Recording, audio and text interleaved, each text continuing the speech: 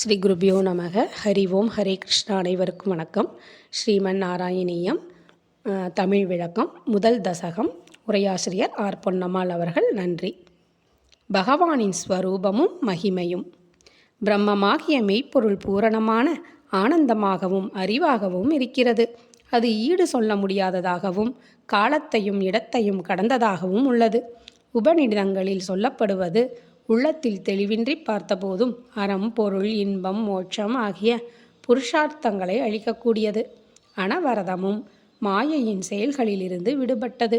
அதுதான் குருவாயூரில் விழிகளால் தரிசிக்கும்படி விளங்குகின்றது. என்னே ஜனங்களின் நல்வினை.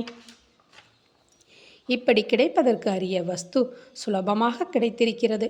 ஆனாலும் ஜனங்கள் சரீரத்தாலும் பேச்சாலும் உள்ளத்தாலும் வேறொன்றை ஆராதிக்கின்றனர்.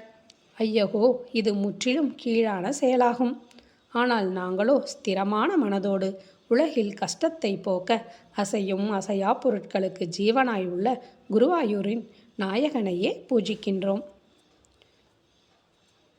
உன் திருமேனி ரஜஸ் தமஸ் ஆகிய குணங்களோடு கலவாமல் தூய்மையான சாத்வீக பண்பினாலும் பஞ்சபூதங்களினாலும் இந்திரியங்களினாலும் ஆகியது என்று வியாசமுனிவர் இயம்பியுள்ளார். அத்திருவுருவம் பரிசுத்தமாக விளங்குவதால் பேரின்பத்தையும் பேரறிவையும் கருவில் கொண்டு திகழ்கின்றது. செவிகளுக்கும் நெஞ்சத்திற்கும் இனிமையானதாகவும் சுலபமாக அடையக்கூடியதாகவும் இருக்கின்றது. அதனால் புண்ணியம் செய்தவர்கள் அதை கண்டு மகிழ்கின்றனர். பிரம்மம் என்கிற சமுத்திரம் கலக்க முடியாதது. எப்பொழுதும் நிறைவாய் இருக்கும் எல்லையற்ற பேரானந்தமாகிய அமுதத்திற்கு மூலமாய் உள்ளது. தன்னிடம் ஐக்கியமாகி இருக்கும் அடியார்கள் என்ற முத்துக்களின் குளியலால் சௌந்தரியமானது, தூய்மையானது. அந்த சமுத்திரத்தில் தூய சத்வ குணம் பேரலைகளுக்கு நிகரானது என்று ஆன்றோர் உரைக்கின்றனர். ஆதிதேவனே, அத்தகைய சாத்வீக வடிவான நீ முழுப்பொருள் இல்லை என்று சொல்வது எவ்வாறு சரியாகும்? நீ உலக நன்மைக்காக எடுத்த அவதாரங்களை வைத்தே அப்படி சொல்கிறார்கள். ஜனனமற்றவனே, பெருமையிலும் வல்லமையிலும் நிறைவாய் உள்ளவனே, பரமபதத்தில் எழுந்தருளி இருப்பவனே, உனக்கு தொழில் இல்லை, ஆனால் கடைக்கண் பார்வை என்ற தொழிலை புரிகின்றாய். அதனால் முன்னிடம் ஒடுங்கியிருந்தும் இணையாதது போல் உள்ள மாயை சிருஷ்டியின் ஆரம்பத்தில் தோன்றுகின்றது. அது நிர்மலமானது, எதையும் ஒழிக்காதது, சாத்வீக ரூபம் கொண்டது. அதன் ஒரு பாகத்தால் திருமேனியை தாங்கியிருக்கின்றாய். ஓ குருவாயூரின் நாயகனே, உன் திருவுருவம் நீருண்ட மேகத்தைப் போல் ரம்யமாக விளங்குகிறது. காயாம் பூங்கொத்தினைப் போல் சந்தோஷப்பட வைக்கின்றது. அழகெல்லாம் ஒன்று திரண்டு வந்தாற்போல் இருக்கின்றது. ஸ்ரீ மகாலட்சுமி சந்தேகமின்றி விளையாடுவதற்கு தகுந்த பதியாக திகழ்கின்றது.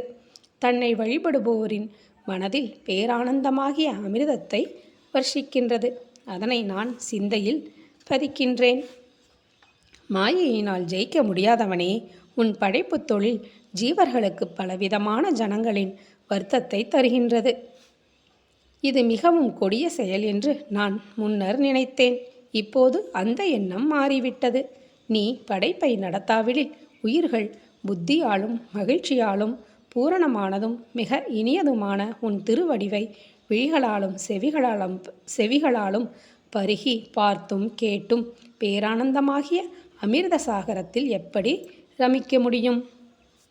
திருமாலே, அனைவராலும் அடையத் தகுந்ததும் கணக்கற்ற பிரயோஜனங்களை அழிக்கக்கூடியதுமான பாரிஜாதகமாக நீ விளங்குகின்றாய்.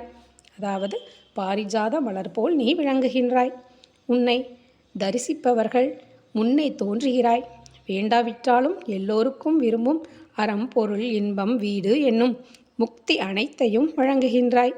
இப்படி இருந்தும் பிரார்த்திப்போரின் கும்பல் தாழ்வான பலன்களை தருகின்ற கற்பக விருட்சத்துக்கு அலைகின்றது. உதாரணம் கூற முடியாத குணம் கூட்டங்களுக்கு வாசஸ்தலமானவனே, சூரிய வம்சத்தில் உதித்தவனே, பிரம்மாதி தேவர்கள் தங்கள் அருளால் மற்றவர் விரும்பும் வரங்களை தருகின்றனர். நீயோ மிகச்சிறந்த கருணையினால் உன்னையே வரமாக அளிக்கின்றாய். அந்த தேவர்கள் 8 வகையான செல்வங்களினால் உலகத்தோருக்கு மட்டும் தலைவர்களாக இருக்கின்றனர். ஆனால் நீயோ அந்த ஜனங்களுக்கு மட்டுமின்றி உனக்குமே நாயகனாய் திகழ்கின்றாய்.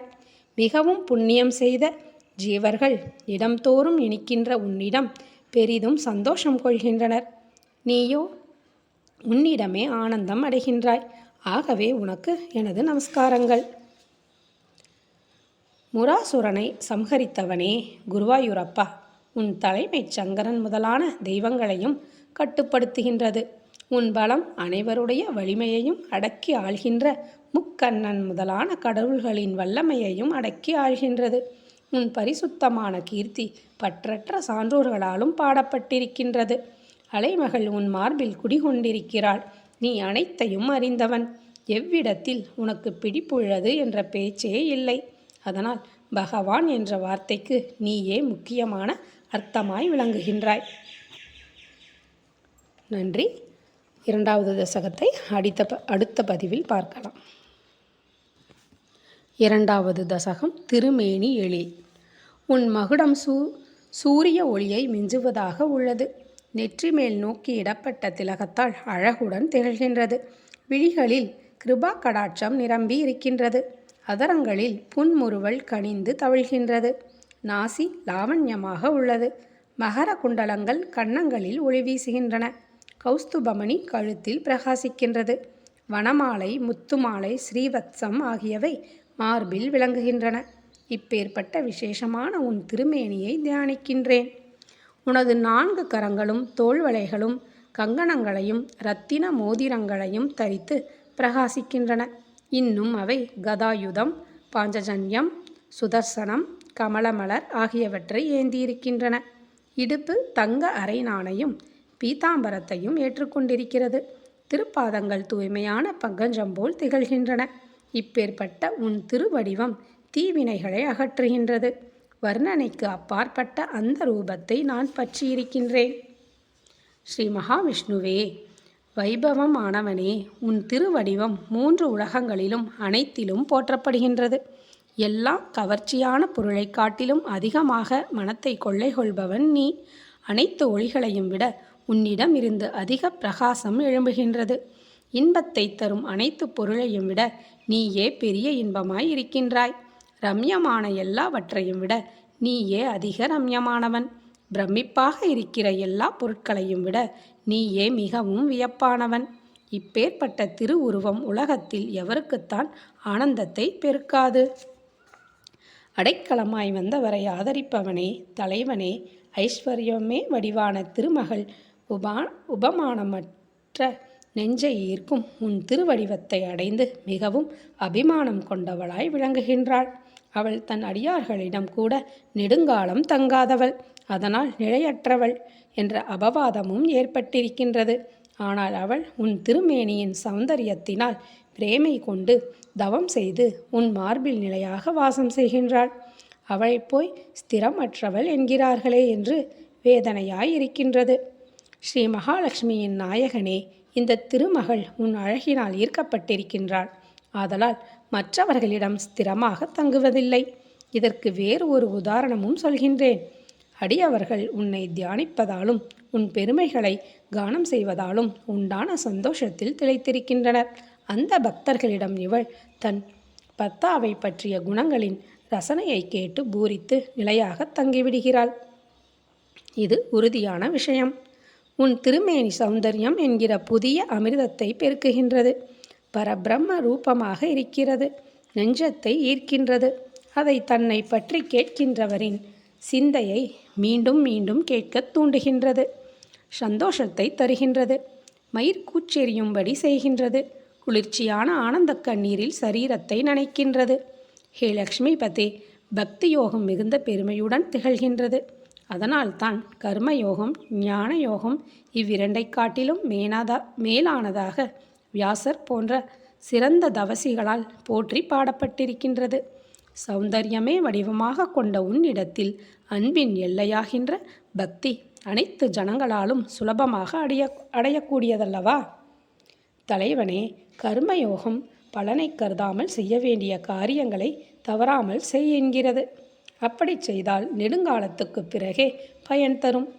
உபநிடதங்களின் அறிவால் அடையக்கூடியது இந்திரியங்களுக்கு புலப்படாதது, மனதுக்கு எட்டாதது. ஆனால் உன்னிடம் செலுத்துகின்ற பக்தி அல்லது பிரேமை எப்பொழுதும் சுகமாகவும் சுவாரஸ்யமாகவும் இருக்கின்றது. சிலர் மிகுந்த ஆயாசத்தை ஏற்படுத்துகின்ற, அதாவது ஒற்றை காலில் தவம் செய்வது, புற்று மூடிக்கொள்ளுதல் போன்ற காரியங்களை செய்து மனக்குற்றத்தை தீர்த்து கொண்டு ஞான யோகத்திற்கோ பக்தி மார்க்கத்திற்கோ அதிகாரத்தை அடைகின்றனர். அதனால் ஒரு பிரயோஜனமும் இல்லை. வேறு சிலர் இரக்கமின்றி நாட்கணக்கில் சர்ச்சை செய்து, அதாவது வேதாந்தம் அல்லது அதனால் உடலை வருத்துகின்றனர். பிரம்மம் என்ற பெயரினை கொண்ட உன் திருமேனியை நெஞ்சில் நிறுத்தி பல ஜனனங்களின் மூலம் பேரானந்தத்தை எய்துகின்றனர். வைபவமானவனே, முன்னிடம் கொண்ட பக்தியோ உன் குணங்களை பெருமையை சொல்லும் கதையில் உள்ள சுவையான அமுத வெள்ளத்தில் மூழ்குவதால் தானாகவே கிடைக்கின்றது. பரிசுத்தமான பிரம்ம ஞானத்தின் மார்க்கத்தை சுலபமாகவே பெற்றுத்தருகின்றது. உடனடியாக பலனும் தருகின்றது. ஹே குருவாயூரப்பா, அப்படிப்பட்ட உன் திருப்பாத கமலங்களில் மிகுந்த பிரேமையுடன் கனிந்திருக்கும் பக்தியே எனக்கு விரைந்து ஏற்பட வேண்டும். நன்றி. ஹரே கிருஷ்ணா. சர்வம் ஸ்ரீ கிருஷ்ணார்ப்பணம்.